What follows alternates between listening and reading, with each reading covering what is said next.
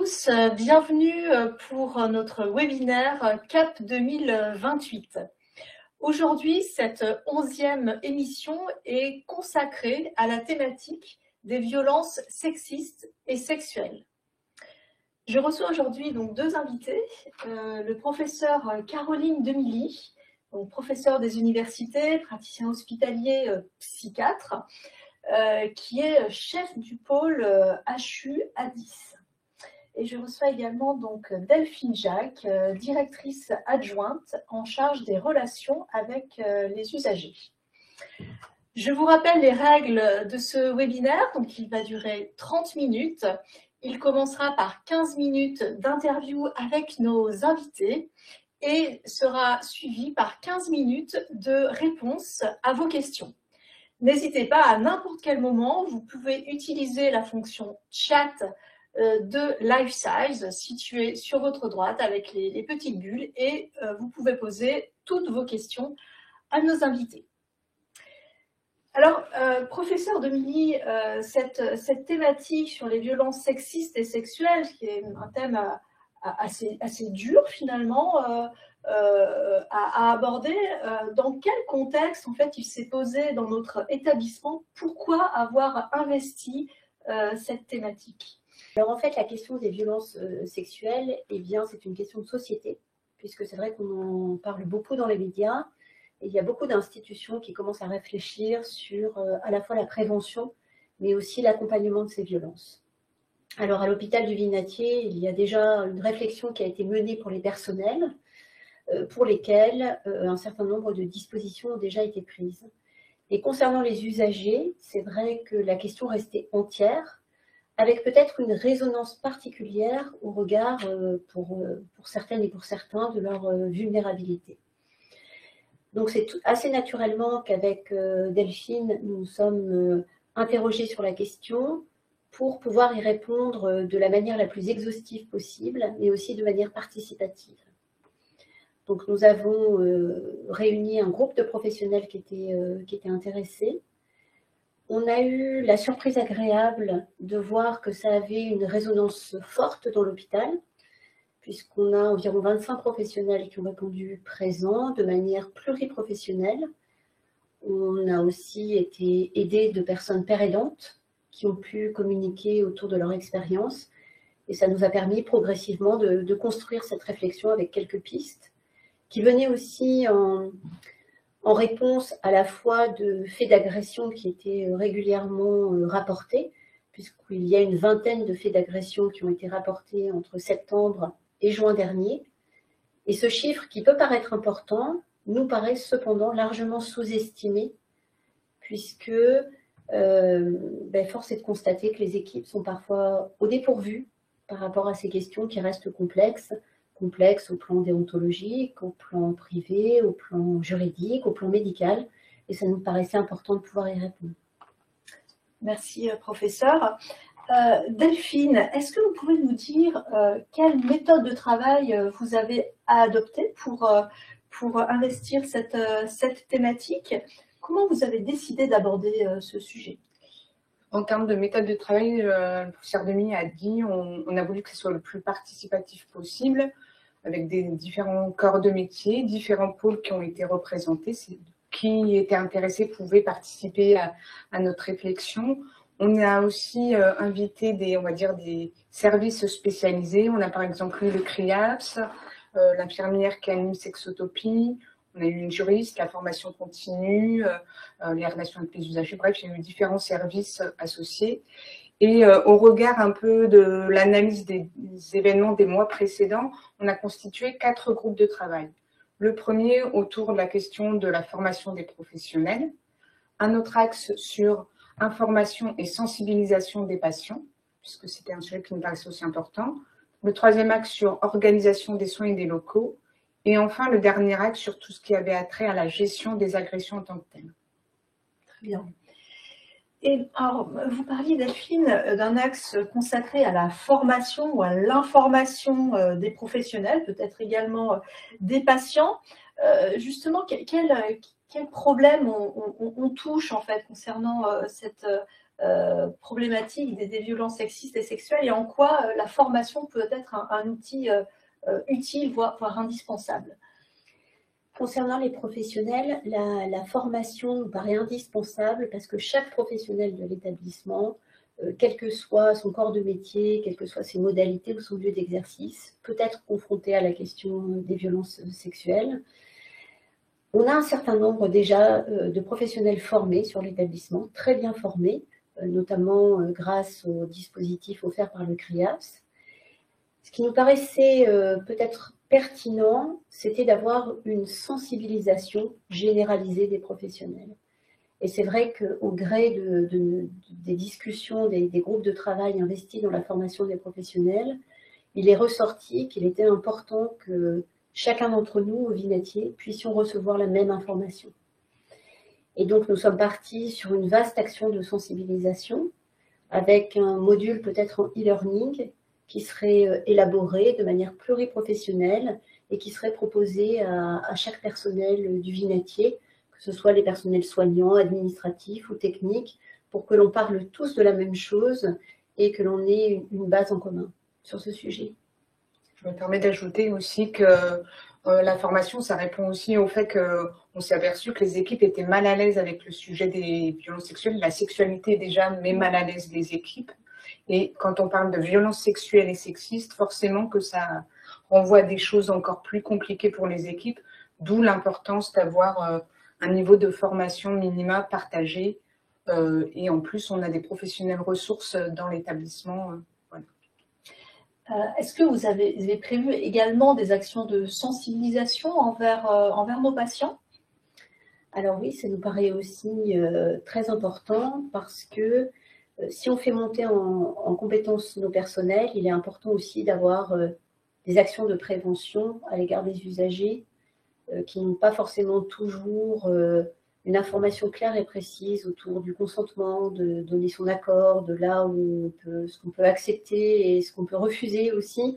Et puis, comment se tourner vers les équipes pour dénoncer aussi le fait d'avoir été victime d'une agression. Et ça nous paraissait aussi être un point de vigilance, sachant que parfois les équipes étaient en difficulté aussi, et ça rejoint les actions de formation des équipes, pour distinguer ce qui relevait de leur devoir de soignant de ce qui pouvait éventuellement relever de la justice. Et ça pouvait peut-être expliquer en partie pourquoi certains faits d'agression étaient sous-déclarés, puisque les soignants, ne sachant pas toujours très bien comment se positionner dans une histoire d'agression compliquée, et donc l'idée de ces sensibilisations aussi est de les inciter à passer le relais à la justice, le cas échéant. J'ajoute aussi qu'en matière pour les patients, l'idée, c'est par exemple de commencer par des séances d'information, notamment à la maison des usagers. Mais comme la maison des usagers ne touche pas tous les patients, après, on voudrait pouvoir développer des interventions dans les services de soins. Et après, globalement aussi, ce qu'on veut, c'est développer, inclure ce sujet-là sans que ça soit angoissant pour les patients en termes d'information dans différents supports d'information pour les patients, quoi, pour les informer sur l'importance de donner son consentement en cas de relation sexuelle avec, peu importe que ce soit dans l'hôpital d'ailleurs ou à l'extérieur. Alors, nous arrivons bientôt au terme de notre interview. N'hésitez pas d'ores et déjà à poser vos questions ou à nous faire part de vos commentaires sur cette thématique des violences sexistes et sexuelles. Donc, vous pouvez utiliser la fonction chat de LifeSize. Delphine, j'en reviens à vous. Caroline Demilly nous parlait des agressions et de la façon d'agir en cas d'agression. Qu'est-ce qui est prévu dans le cadre de cette fiche action sur les violences sexistes et sexuelles? Alors déjà, ce qu'on peut dire, c'est qu'il existe déjà des choses. Il y a une procédure qui avait été mise en place, notamment à l'initiative du département qualité et de la direction du service social. Mais ce qui est remonté des professionnels, c'est que finalement, elle n'est peut-être pas forcément suffisamment précise et ça ne leur donne pas toutes les conduites à tenir. Ils se posent un certain nombre de questions. Donc, on s'est dit qu'on devrait préciser un peu un certain nombre de points pour que si jamais les professionnels sont confrontés à ce type de situation, que ça soit entre guillemets le plus fluide possible pour eux. Notamment, il y a la déclaration des situations à la police. On ne fait pas le travail à la place de la justice. On signale une situation. La question d'élaborer de façon systématique un rapport circonstancié de façon neutre. On rappelle les faits. Enfin, c'est très factuel. Voilà. Dans le groupe de travail aussi sur la gestion des agressions, c'est posé la question d'avoir une personne identifiée dans l'hôpital, identifiée et formée sur le recueil et le recueil de la parole des personnes agressées sexuellement, pour que les personnes victimes, si jamais elles ne sont pas à l'aise d'en parler au sein de leur équipe de soins, puissent le faire auprès de quelqu'un au niveau institutionnel. Et après, c'est posé la question aussi d'informer en matière de rappeler les droits des patients, d'ailleurs que ce soit autant pour les victimes que pour les personnes auteurs. Rappeler à un patient que oui, il y a une enquête qui est en cours, il peut être amené à être interrogé par la police, et de l'autre côté, dire à une victime qu'elle peut être amenée qu'elle peut porter plainte si elle le souhaite. Ça nous paraît important. Et on n'est pas en matière de jugement, ni vis-à-vis d'une partie ou de l'autre, en matière d'agression sexuelle. Alors, il nous reste quelques minutes encore de questions à nos invités. Là aussi, n'hésitez pas à demander des précisions s'il y a besoin que l'on explique à nouveau. J'en viens peut-être à une question un petit peu d'ordre clinique. Est-ce que les patients qui sont en soins, notamment sur le campus hospitalier, donc qui sont parfois en situation de crise, sont-ils tous bien capables d'avoir le degré de compréhension suffisant sur qu'est-ce qu'on entend par consentement, qu'est-ce qui est interdit, qu'est-ce qui est de l'ordre de la liberté de chacun, quelles peuvent être les limites? Alors, ça, c'est effectivement une très bonne question, puisque nous sommes amenés à hospitaliser des personnes qui sont en situation de très grande vulnérabilité, et donc ça interroge directement la question du consentement, d'où la nécessité vraiment de sensibiliser les patients à leur arrivée en hospitalisation en particulier sur la question du consentement, la question de donner leur accord à tout ce qui peut leur être proposé dans le cadre de la sexualité, mais plus largement dans le cadre de tout ce à quoi ils peuvent être exposés durant une hospitalisation. Et ça, je crois que vraiment, il faut, je pense, au maximum inciter les équipes à pouvoir sensibiliser dès le premier jour d'hospitalisation les personnes que nous accueillons.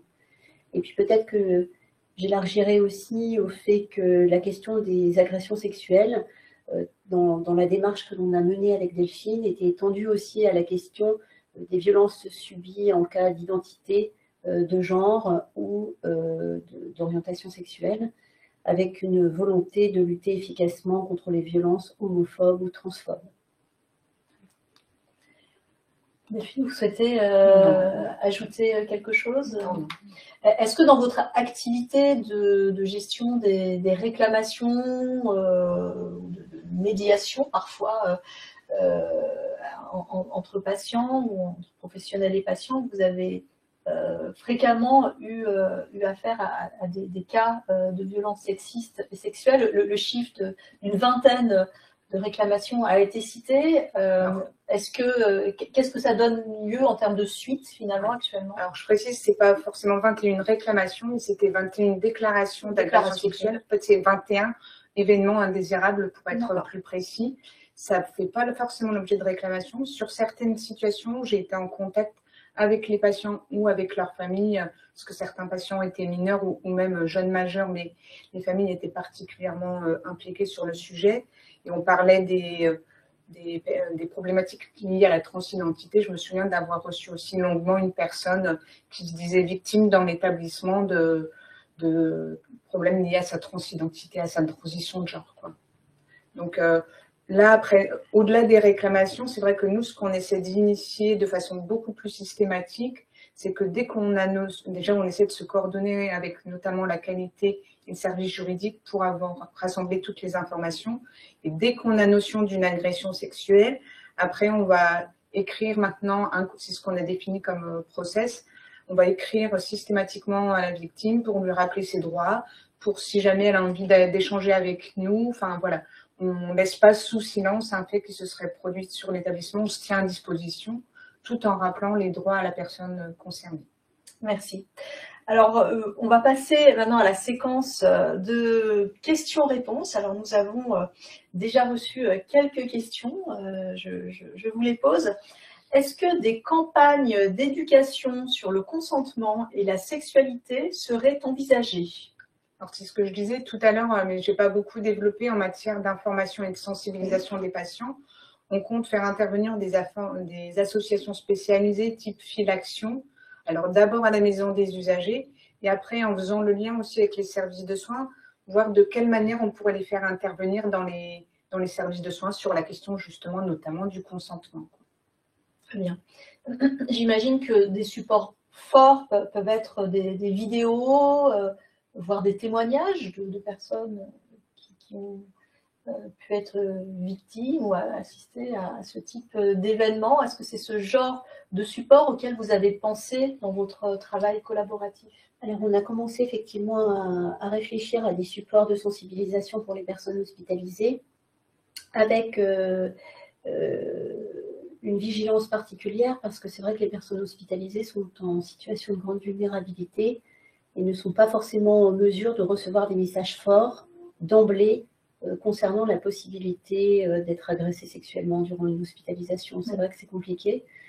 Donc, il va falloir qu'on puisse réfléchir à un support qui soit à la fois le plus informatif possible, qui donne des clés très claires et très faciles à comprendre pour nos usagers et qui en même temps ne suscite pas une peur accrue de l'hospitalisation. Donc, la ligne de crête est étroite et il faudra, je pense, avec des équipes spécialisées, qu'on y réfléchisse précisément. C'est vrai que là, vous avez raison d'en parler. C'est revenu régulièrement dans les échanges en matière d'information des patients, d'être à la fois informatif sans être anxiogène auprès d'eux. Et ce n'est pas forcément un équilibre facile à trouver. Un témoignage, je pense, plus qu'une question. Je vous le lis.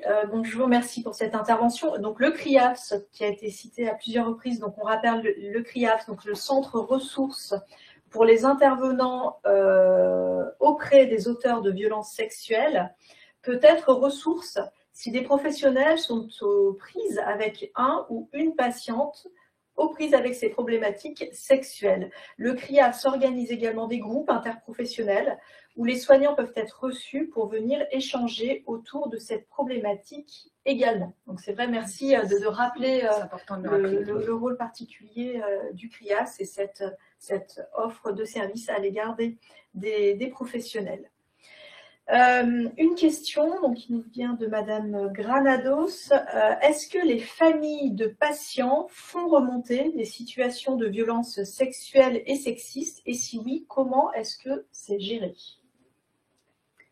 Alors oui, ça arrive effectivement que des familles nous rapportent des violences subies. Pas forcément dans l'enceinte de l'établissement d'ailleurs. Je pense notamment dans les structures médico-sociales et on peut tout à fait être confronté à ce type de questions.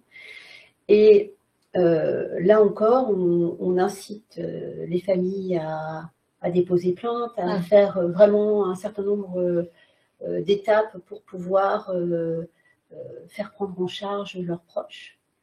Après, on rappelle qu'il n'est pas du ressort ni des équipes médico-sociales, ni des équipes sanitaires de mener l'enquête concernant une agression.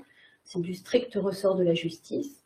Donc, tout professionnel confronté à une telle déclaration doit faire effectivement le nécessaire pour que la parole de la personne soit entendue, que le professionnel ait l'impression ou pas que les faits soient avérés. Ça, c'est vraiment du ressort de la justice. Très bien. Alors, n'hésitez pas, nous avons encore quelques minutes si vous souhaitez nous faire part de votre analyse, peut-être des situations que vous avez connues ou dans votre équipe, dans votre unité.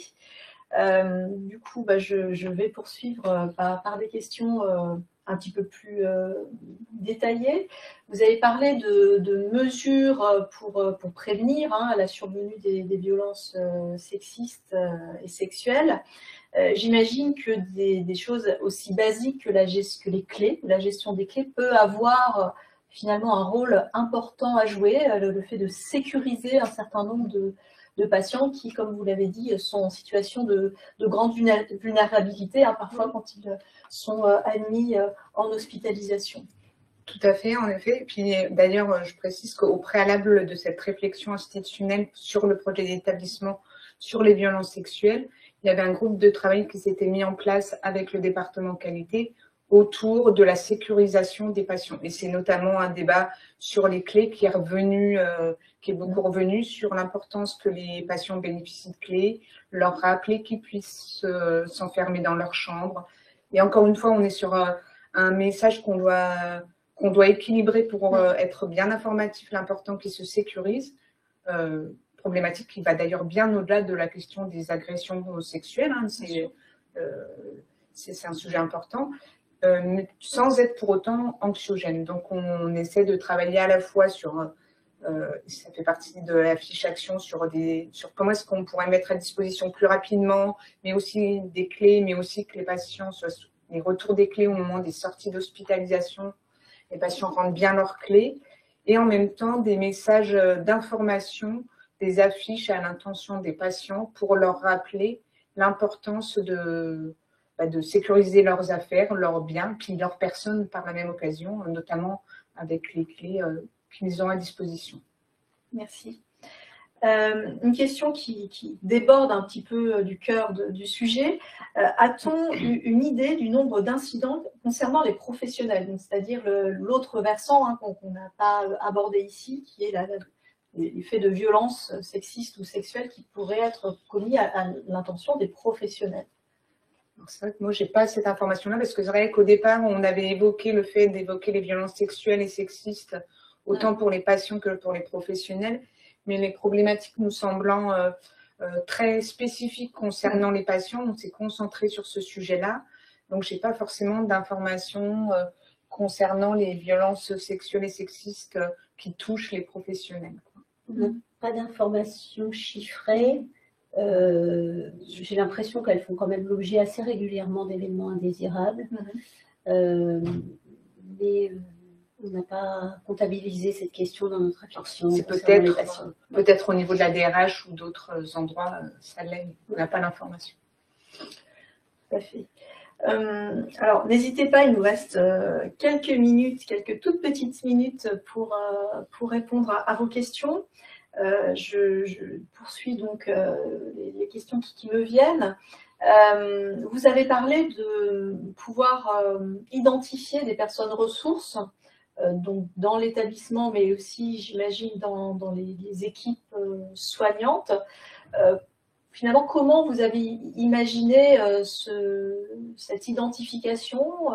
Est-ce que voilà, dans chaque unité, il va être identifié une personne en particulier vers qui les patients peuvent se tourner, ou finalement c'est une question de responsabilité d'équipe où un patient peut interpeller n'importe qui dans l'équipe pour pouvoir signaler voilà, quelque chose qu'il vit ou quelque chose qu'il a observé?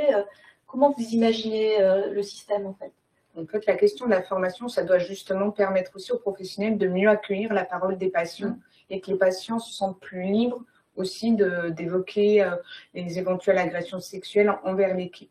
Quand on a évoqué la question d'un référent au niveau institutionnel, c'est si jamais le patient ne se sent pas à l'aise avec l'équipe, mais plus à un niveau institutionnel. Par contre, l'idée, c'est vraiment que le patient se sente à l'aise pour en parler avec n'importe qui dans l'équipe et pas d'identifier au sein de chaque équipe un référent qui d'ailleurs ne serait pas forcément là le jour où le patient en aurait besoin. Mais par contre, d'où l'importance de travailler sur le sujet, comme on sait que c'est un sujet qui met mal à l'aise tout le monde, de former et d'informer, d'en faire un sujet d'échange et de discussion au sein des équipes pour que la parole se libère de tous les côtés. C'est vrai que c'est un sujet qu'on a abordé, hein, l'idée de se dire, pour être vraiment pertinent, il faut que chaque professionnel de l'établissement soit susceptible d'aborder cette question sereinement, en ayant un minimum de clés pour pouvoir donner une information précise, d'où l'idée d'une action de sensibilisation de tous les personnels. plutôt que de faire le choix d'un référent ou de 2 référents polaires qui ne sont pas forcément là au moment des difficultés. Mais avec par contre peut-être l'idée effectivement d'avoir un référent sur l'établissement qui puisse être la personne qui à la fois centralise les déclarations, qui à la fois aussi peut recevoir les familles ou les usagers dans des situations complexes. Avez-vous abordé les différents cas de figure? Il y a deux, finalement, deux rôles, si on peut dire, qui apparaissent de façon évidente, la victime, l'auteur. Après, il y a tout ce qui entoure cette situation, peut-être des témoins, des gens qui ont recueilli des confidences. Comment cette notion d'environnement est abordée? Est-ce que cet environnement a un rôle particulier à jouer dans le signalement des faits? Moi, je dirais que c'est surtout dans la question de la rédaction d'un rapport circonstancié sur les faits, où toutes les personnes qui ont recueilli des déclarations ou qui ont observé des choses disent ce qu'elles ont vu ou ce qu'elles ont entendu. Et c'est vrai qu'après, là, on n'en a pas beaucoup parlé, mais on voit que la police recueille de plus en plus les plaintes réellement. Enfin, en tout cas, qu'il y a des suites aux plaintes des patients, ce qui n'était pas forcément le cas pendant ils se déplacent. Voilà, si jamais c'est des faits qui ont lieu, on va dire, quasiment immédiatement, on va dire que la police se déplace de façon quasi systématique. Et quand il y a plainte de la part des patients, quand on signale des faits, enfin, je peux en parler vu que je les traite, en général, on reçoit des réquisitions, on demande des informations. Il y a une vraie enquête qui est menée à la suite, d'où l'importance que le rapport puisse rassembler un maximum d'informations qui sont toujours utiles et nécessaires et important aussi de les rassembler dans un temps assez rapide, puisqu'après on sait que les souvenirs s'effacent un petit peu et c'est des sujets très importants où si jamais on a, enfin voilà, les souvenirs s'effacent un peu, ce sera plus compliqué de rapporter des faits précis à la police par la suite. Donc pour moi, c'est le rapport, il est essentiel de prendre en compte tout cet environnement voilà, dans le rapport. C'est vrai que le professionnel, il faut insister sur le fait que le professionnel ne donne pas son avis dans le rapport. C'est un rapport donc, qui est dit circonstancié, c'est-à-dire que les dires sont rapportés au conditionnel ou alors cités entre guillemets. Et le professionnel doit proposer une sorte de photographie de la situation la plus objective possible, sans donner aucune interprétation. Si on en vient au réflexe d'ordre soignant ou médical, quel est le rôle du médecin finalement quand il s'agit de violences on va dire avérées avec un soupçon très net d'une agression notamment sexuelle? Est-ce que vous pouvez nous rappeler quel doit être le réflexe du médecin en particulier? Alors le médecin doit écouter la victime, recueillir tous les éléments qu'elle souhaite lui confier. Et il ne faut pas oublier que souvent le médecin reste le médecin de l'auteur aussi, puisque parfois l'auteur est dans le même service que la victime, et il n'est pas toujours possible immédiatement de séparer l'auteur et la victime. Et n'oublions pas qu'un auteur est toujours présumé innocent, donc le médecin se doit de poursuivre les soins auprès de la victime et de poursuivre aussi les soins auprès de l'auteur. Et il est important que l'équipe ne stigmatise pas le potentiel auteur, surtout en amont de tout ce qui pourra être décidé au niveau judiciaire. Merci à vous. Nous arrivons du coup au terme de notre webinaire. Merci pour votre participation nombreuse. On voit que c'est un thème qui parle à beaucoup de professionnels de l'établissement.